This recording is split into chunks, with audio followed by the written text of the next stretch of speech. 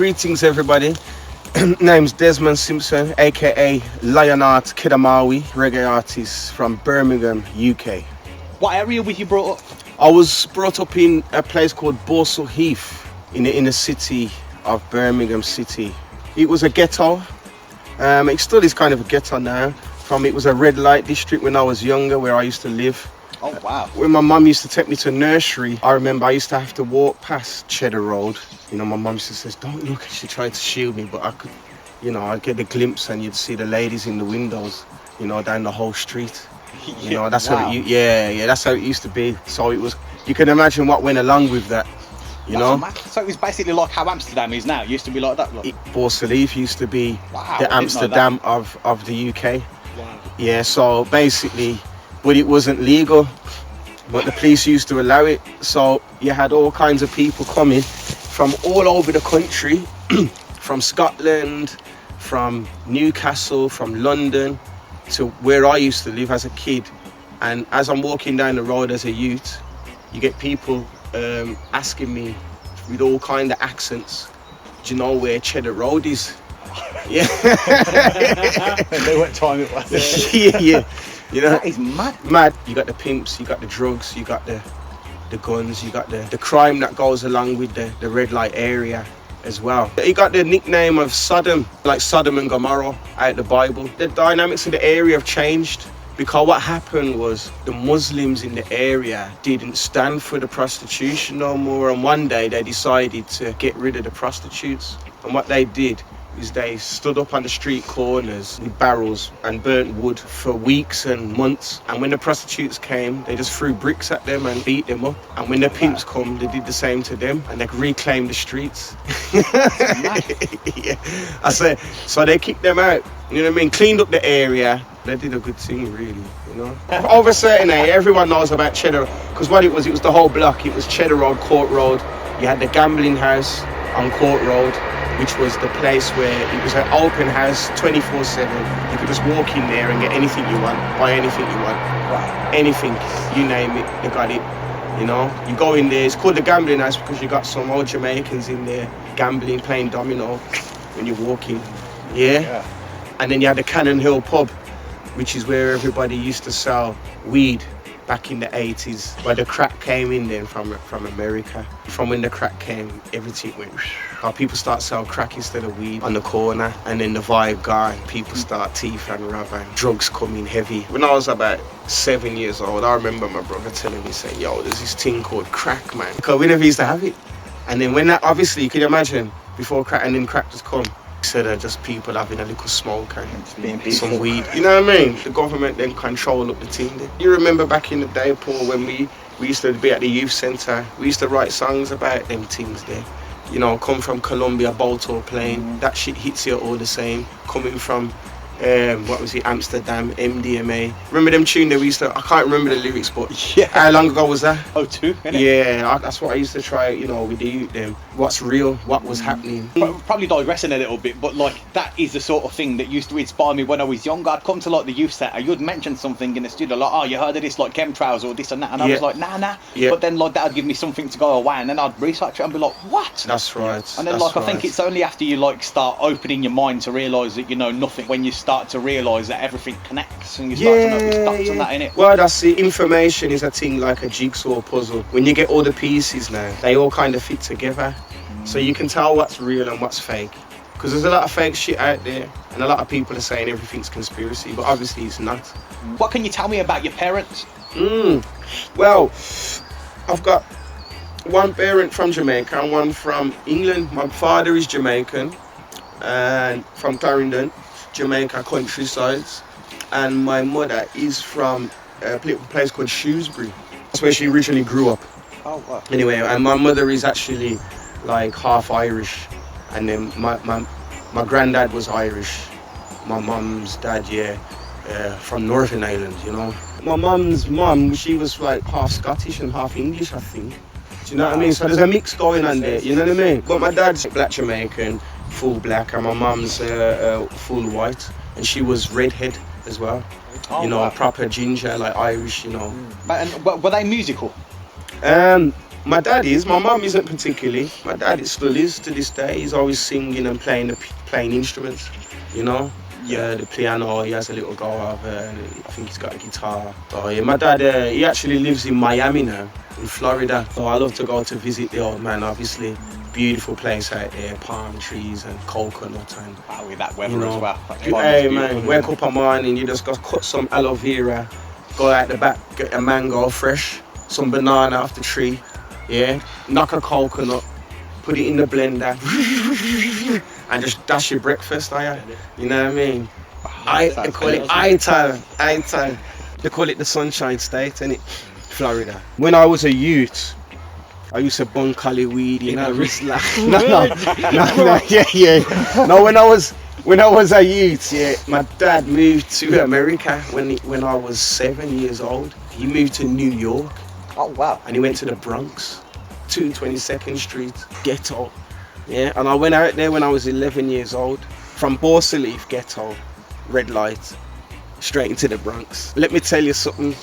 I went in 1995. That was an experience because as a youth, especially for a youth at 11 years old, as 11 I was totally conscious. I knew a lot already. From 11 I was already designing pictures. Like my primary school, I designed the logo when I was 11. Yeah, and I put a picture of Jesus on there with dreadlocks because it was a Catholic school. And they didn't notice at first. Jesus had dreadlocks on the cross and they took it off after a few years. You know, you hear gunshots going off and there was buildings on fire and it was like a war zone.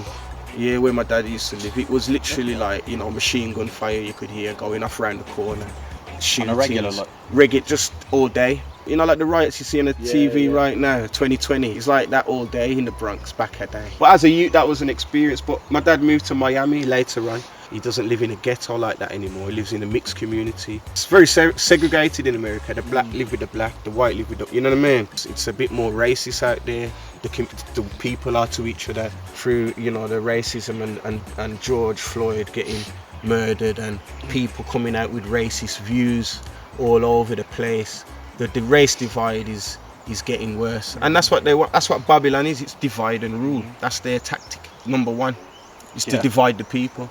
So, what was your first musical memory where you felt passionate and knew that you wanted to start music? From a youth, I used to play vinyl from the age of 3, 4, 5. I was fascinated with the record player in the corner of the room and the records. I seen the big people putting them on. I remember I used to put on a lot of Marley actually. We used to have a lot of Marley records, albums. We had a lot of reggae selection, but my favourite was the Marley. So I used to put Marley on when I was a youth. You know, play the vinyl. And I was sometimes get in trouble for scratching up the record.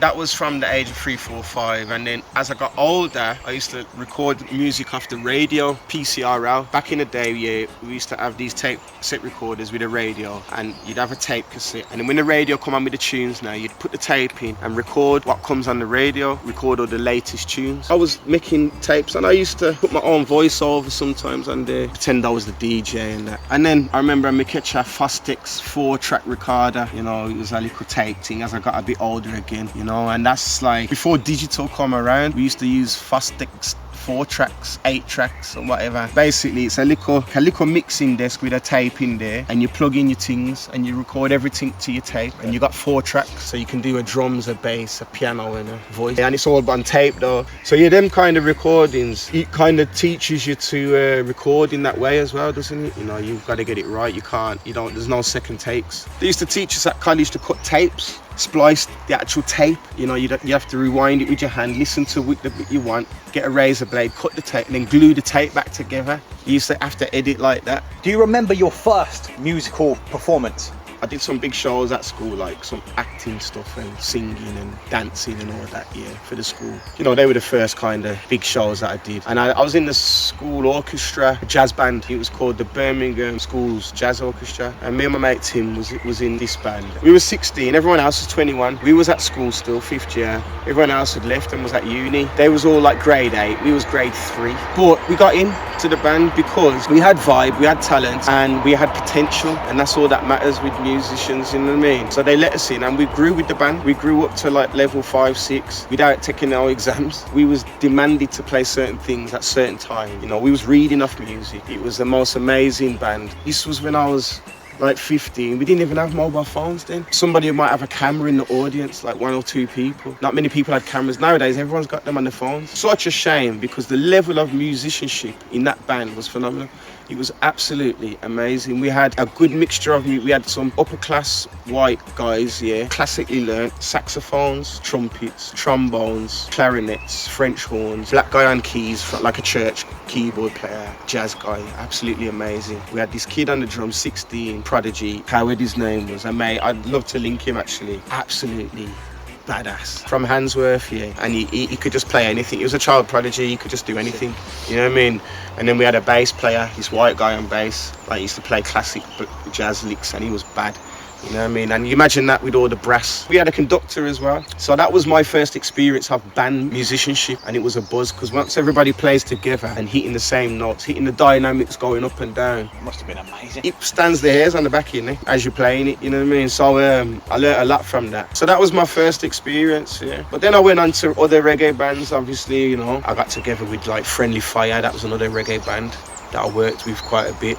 And then the Marley Experience now, you know, the tribute stuff, Bob Marley tribute, you know what I mean? And I got the End Time Warriors. Wow. We're performing at BoomTown. It was supposed to be there this year, 2020, but because the corona thing locked everything off, we're not there this year. So 2021, BoomTown, Lionheart and the End Time Warriors. In your musical past, have you ever crossed paths with anybody who's influenced you, like any artists or inspirational speakers? Or I have. Stephen Marley, I crossed paths with at BoomTown a couple of years back. Stephen Marley had played in the day, and there was a big crowd there watching him. And after his set, he stuck around, and I was on stage, the same stage, the Lion's Den, which is BoomTown's like biggest stage, 70,000 people or whatever it is. Like, wow. But you know, it's massive. It's a huge area. Anyway, this stage is like phenomenal. It's just massive. You know what I mean? You ain't seen nothing like it. Anyway, playing on with Aries, Dubwise and Born on Road crew. He's doing like a drum and bass thing. So it turns out Stephen Marley loves his drum and bass. So Stephen Marley now, he's stuck around for... I watched Stephen Marley play, very good. You know, fantastic. We've come on, DJ set, I'm on there with Cheshire Cat and Mr. Williams, and at the corner of my eye I see Stephen Marley come up. And he's on the side of the stage, he's boxing. I've already said hello to him earlier on, he's around, you know, backstage and that. So anyway, he's come right up to the side of the stage, and I can see he's like, he's giving it the bounce now to the drum and bass. He's getting excited, and he's looking at me like, yo, me love this vibe, yo. You know, I can see looking at me, and I'm like, yo, yeah, man. So next thing now, he's like, yo, come here. So he calls me over now, and he's like, yo, give me the mic, give me the mic.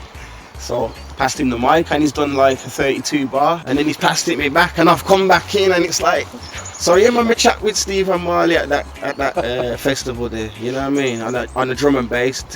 What are the odds of that? I know, yeah, exactly. I'm talking about life for life.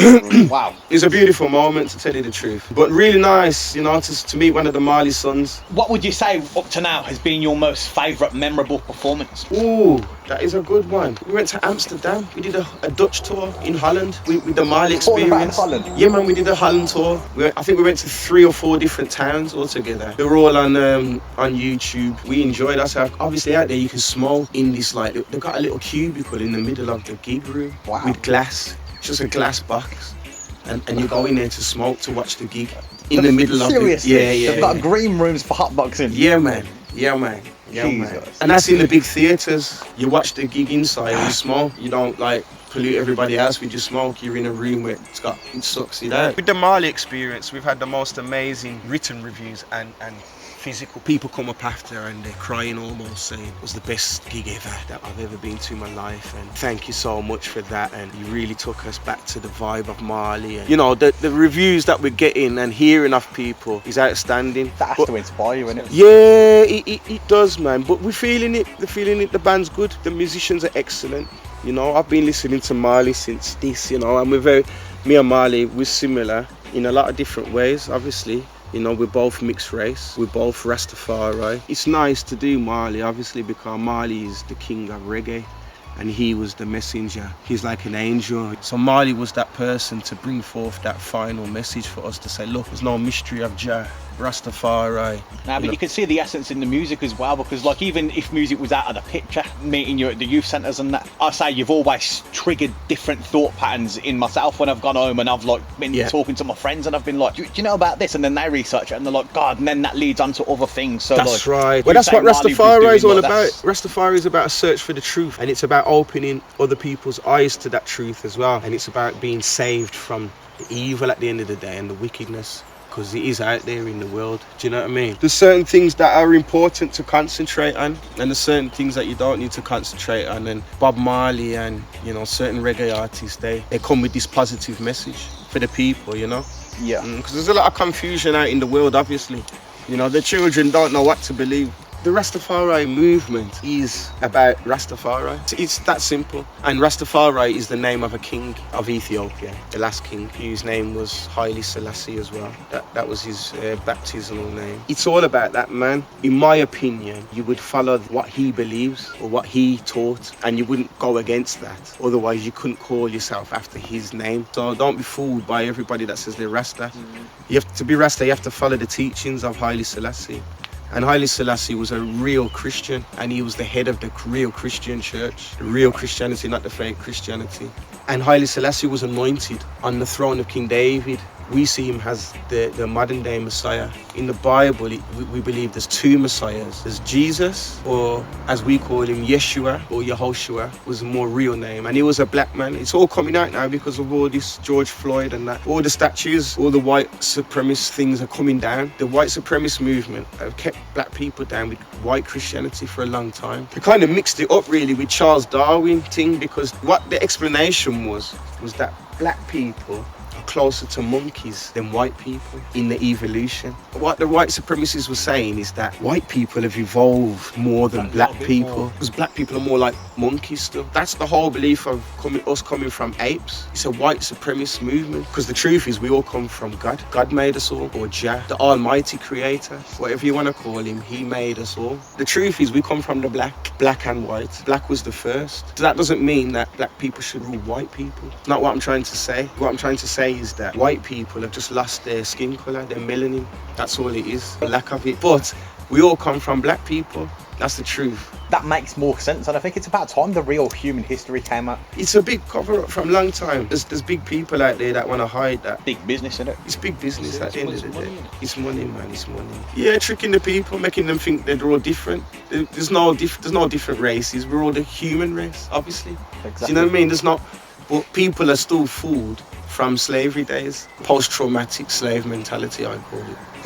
That's what people are suffering. There's a lot of things people have been brainwashed about over the years, just for man to control the thing. But going back to Rastafari, the dreadlocks relates to Christ again. We believe, I believe that the real Christ was a black man with dreadlocks, because Jesus was from Nazareth, and most of the Nazareth boys were either Nazarenes or Nazarites. They both grew their hair long and didn't cut or comb their hair. All Jewish boys from that Nazareth town with natty dreads in the time of Jesus. So if he grew up there and he was from there, he was a natty. There's some images with him, some paintings, and you see the dreads and things. So that's what Rasta's about. It's about the truth. Haile Selassie is related to Jesus, you see. Haile Selassie is the same family bloodline. So you know, like how you look like your dad or your granddad, or your great-granddad, and the same looks passed down through history. Haile Selassie is descendant of Yehoshua, Jesus.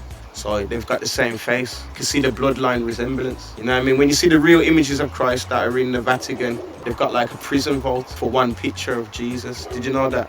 In the Vatican. I've seen it, and it's a picture of Haile Selassie, but it's a painting of Christ, but it's a black picture of Christ in the Vatican, in prison. They don't want people to see it. You know, that's what Rasta's about. Rasta's about the truth. It's about busting through the slave mentality and coming back to what's real. It's 2012, you see, this year. It's not actually 2020. In Ethiopia, it's 2012. So it's the year of the Ankh. You know the Ankh? When you break that symbol down, it actually can break down into 2012, sorry. You remember talking about a jigsaw pieces earlier? Once you've got a few bits of the jigsaw, you start to see some of the patterns. All this Egypt stuff, it's all related. Ancient Egypt, the pyramids, the ancient gods, the aliens. You know, it's all related. They're coming back, yeah. But they're already here, to tell you the truth. The aliens, you know. We've got people on the planet now that ain't fully human. They've got mixed genes with lizards and frogs and all sorts. They're not fully human. I've met one. He's for real. He's shape-shifted in front of me, for real. Wow. You know, I've seen eyes shape-shift in front of me, not on TV, in front of me, lizard eyes, from the side, full on. You know what I mean? So, you know, you don't have to believe me what I'm saying. I don't really care. You might think I'm mad and smoke too much ganja. Again, it doesn't matter to me. I know what I've seen, and I've seen it, and that shit is real, 100%. The demonic world is real as well.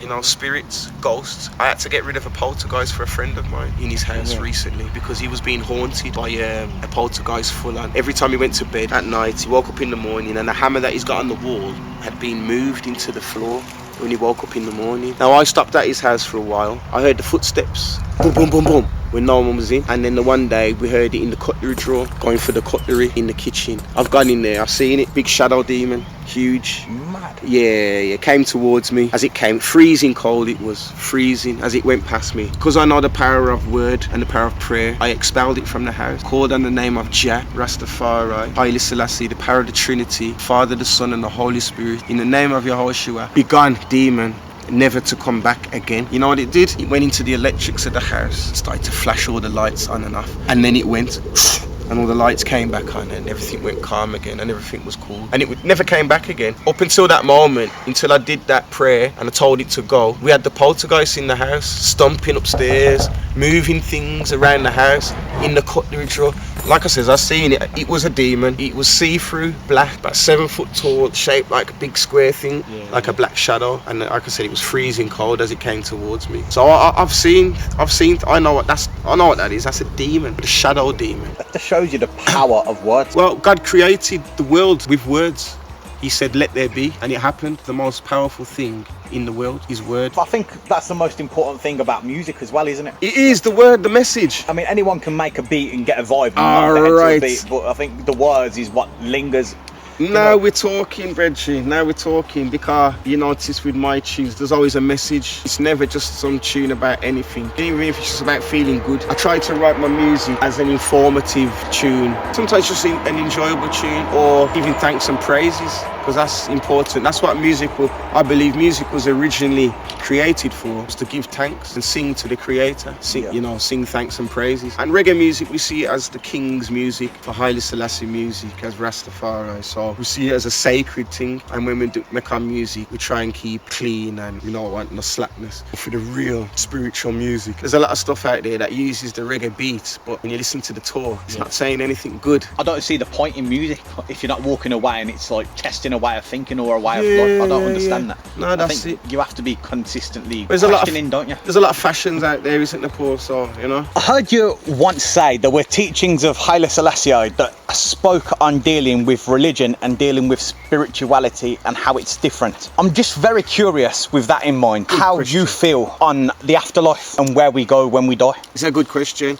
because that quote was actually somebody that made a lie. It wasn't actually Haile Selassie. Oh, for real? Yeah, it was somebody doing a trick. They've put out a quote saying it was Haile Selassie, and it wasn't. Have to research, like. Yeah, so you got to be careful with some of the. I mean, I've got Haile Selassie's autobiography there, and the opening in the preface, that's exactly what he says. He says, be careful, because many people will write stuff about me that's not true. As a biblical person, as any Rastafari people should be, because Haile Selassie actually released certain versions of the Bible that the world hasn't seen before. Even in his own speeches, Haile Selassie says, it doesn't matter the version of the Bible, the word remains the same. Going from the Bible, after you die, you're going to be judged at the end of the day. So you're either going to go to hell or heaven, simple as that. As we put it, Zion, because we don't believe heaven is in the sky. Bob Marley says, most people think great God will come from the sky, take away everything, make everybody feel high. If you know what life is worth, you will look for yours on earth. We know that heaven is a place on earth because God created the earth for us to live on, for Adam and Eve, but then things got corrupted from the fallen angels. We're in a state now because of the fallen angels, not because of God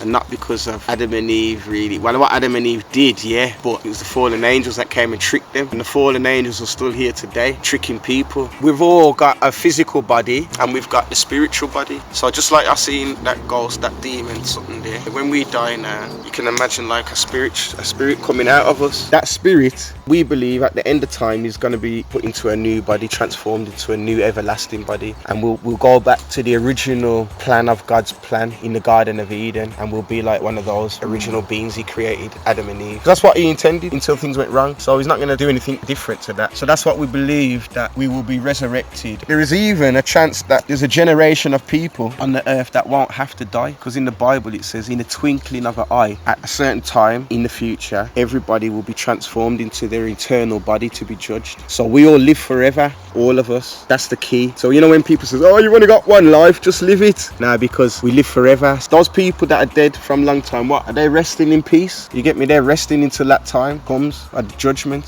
when they'll be resurrected into their body for that. This is the key issue. This is the most important thing, underlined, most important. Salvation. What is the truth about saving your soul to go to that place of Zion on earth, or to be damned in damnation in hell with the Antichrist and the fallen angels and all the aliens? What is the key thing that you need? What we believe is that you need the relationship with the Trinity, the Father, the Son, the Holy Spirit. We believe that God the Father is the judge.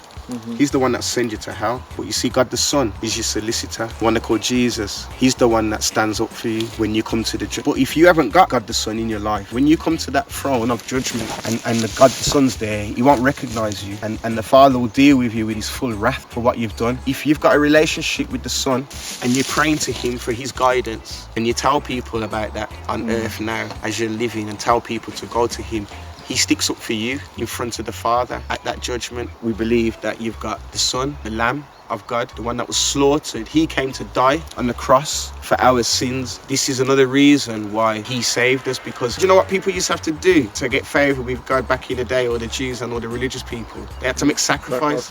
If Jesus was God, you think that they could have just crucified him if he didn't want? He let them do that. He came as a sacrifice. But you know, when the Father comes, the second Christ, Haile Selassie, he's not the lamb. What do you know what he is? The lion. So you got the lion and the lamb. Have you ever heard of a pub called the Lamb and the Lion? It's an old thing about the you see, the Jews are waiting for the Christ to come, and the Muslims are waiting for the Mahdi. Everybody's waiting. But Haile Selassie, he never actually died, you see. He went into hiding because they tried to kill him. This is the official story, what us real Ras get to know, because the Holy Spirit teaches us and brings us the news. And what's happened is he was imprisoned in Ethiopia, and the guards put him in the prison, and he prayed in the corner. When they looked back, he was gone. You know the way Jesus did miracles? Walked on water, vanished. We're saying that Haile Selassie is the same. Haile Selassie is now a monk. He's got white dreadlocks and a big white beard, and he's called Abacados. It means Holy Father. He's waiting for the Armageddon battle when Satan, the Antichrist, comes as a man with an army of aliens to attack him in Ethiopia in the future. And all of us, that people that go to Ethiopia to go away from the mark of the beast, the mark of the Satan, the 666 chip in your head and hand. All those people that don't want that and move to Africa, the Antichrist comes after with an army of aliens and humans, and that's called the Armageddon battle. But we don't have to fight, because Selassie reappears and just opens his mouth, kills them one time. I watched an interview you done in 2018. You predicted that there would be like a false flag event in the end, with us all being on lockdown, leading to a state where we're all controlled by a chip implant. Time is short for people to find out what the real truth is and what's going to happen. The whole place is going to get locked down. You're going to be curfew, it's going to be locked down. So when the time is right, you won't be able to move. It's going to be too late. You won't be able to leave your country. You know how the system works already. They develop some kind of crisis, terrorists and stuff like that. And it's not hard for them to lock down every airport and advocate where you're not going on no holidays, or you're not traveling anymore because there's a war going on, and it's got to be dealt with. And you've got to have this chip if you want to go anywhere, because we need to really identify who these terrorists are and these people are. And you've got to, some people are going to be forced into this. Some people are going to jump for it because they're going to be frightened, but people are going to force to have this mark, because we believe the Bible to be true, and the Bible prophesies that people will have this mark. And we believe as Rasta we're around that time now. First of all, I need to find out, what did you first think when COVID came about? I thought, this is a real disease, because when it first came out, a lot of people just thought it was a scare. A lot of people at the time were talking about the press and just scaring people. So most people didn't believe it was a real disease, and some people still don't. But I do. I always have done, and I always will do, because I've seen people struggling with it, breathing, and it attacks the lungs. I always try to relate things that happen in the world to the Bible, because if you look at the Bible is not just a book of Proverbs and book of about Jesus and stuff. It's a book that tells us the future. It gives predictions and prophecies about what's gonna happen. That's why everybody's talking about this chip in your hand and head. And then when you look what's coming next there's a mountain that falls out of the sky into the sea. What does that sound like? Did you know there's a comet predicted to hit the Earth in 2029? Greek god Apophis, they named it after. Now scientists say that's gonna hit. Now there's another guy, Tom Horn, Christian guy, white guy, like doesn't know about Rasta and that, but I believe he's really he's a real brother, and he has visions. And in 2029 he had the vision about this Apophis, and he found out later about it. So I believe that that's going to happen. He had also had a vision that the Pope would resign before he did. He reckons that 2020 we got till 2029, and then a comet hits the Pacific Ocean. Again, that's in the Bible. It says a mountain hits the sea. As Rasta, we know we need to get out of here. That's why I've set up a charity called the Zion Train Foundation. Bob Marley did a track called The Zion Train is Coming Our Way, and that's about moving people back out to Africa. It's about moving back into nature. It's about setting up biodynamic, eco-friendly projects within the country and helping country move forward, helping the government move forward in an ecological way that doesn't destroy nature. So that's what my charity is about, and that's what I'm going to be on in the next few years. That's excellent. Maybe like, next 4 or 5 years, going to start setting up in Africa. Well, you guys will be welcome anytime, obviously. It'd be good to get you out there. Let's pretend you've got a microphone in front of you now, and this microphone is connected to all the youth, translating in every language. Yeah. What important piece of information or life knowledge would you pass on to them? Give thanks and praise to the Most High Jah, King of Kings, the Lion of Judah, Bloodline Solomon and Sheba, Root of David, Abyssinia. Give thanks and praise to the Most High King, Lion of Judah, teaches all things, not Panada and it's opening, free from the bird and free from sin. Walk with the Bible, walk with the cross, drop for the anchor, don't get lost, don't get caught up stuck in the past, look to the future, out of the dark, don't get caught up sourdough, but read on the Bible, don't skylark, give thanks and praises, talk me a talk, peace and love, yo, walk me a walk. Enough said, bro.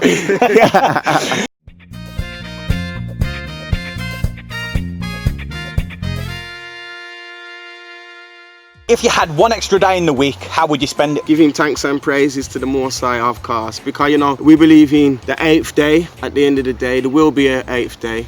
See, the number 8 is eternal. We're talking about the afterlife. That's day 8. So when we reach day 8, it goes on forever. If you wasn't a philosophical musician, what would you choose to be? Can't really say, because you is what you are, you know what I mean? That's the thing, you see, from when I was a youth, I couldn't choose. Just say what you're going to be when you're older. What a stupid question.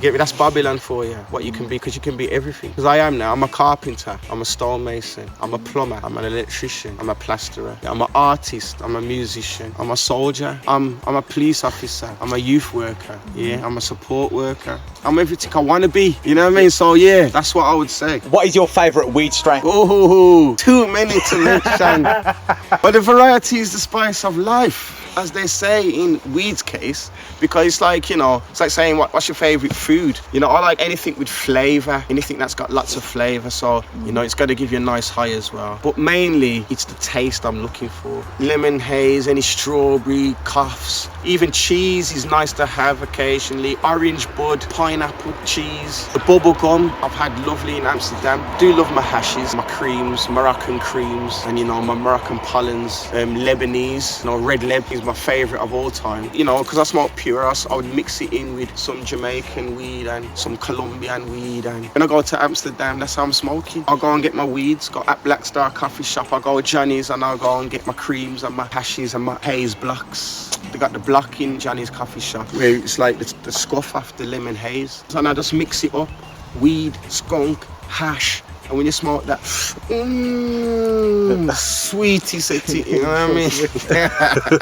If you could collaborate with anybody dead or alive, who would you choose? You got to go with the King Bob, of course. Bob Marley would be lovely to see. But he's got his sons, you know what I mean? So any of the sons would be nice to collaborate with, of course. And if you only had 2 albums to listen to until you died, what 2 albums would you choose?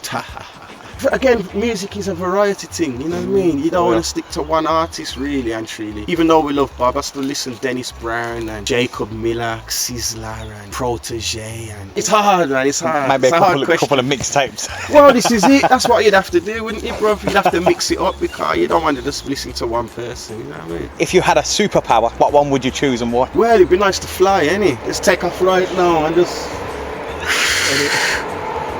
Well, you can do it soon. You just get them jetpack things. Just grab one of them.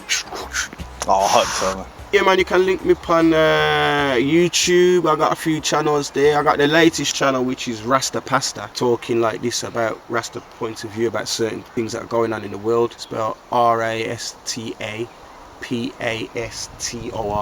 And then we've got Art Qedamawi on YouTube as well. And then we've got my old Lion Art channel, just Lion ART as well on YouTube. And then obviously, if you want to link me on Facebook, I'm on Lion ART Qedamawi, which is QEDAMAWI. Yeah, man, just link me up and, you know, friends me up and everything, bless. No, that's great. Well, Rastafari. Thank you for attending the interview. I appreciate it. Yeah, man, give thanks. It's a pleasure, lads. No problem. One love.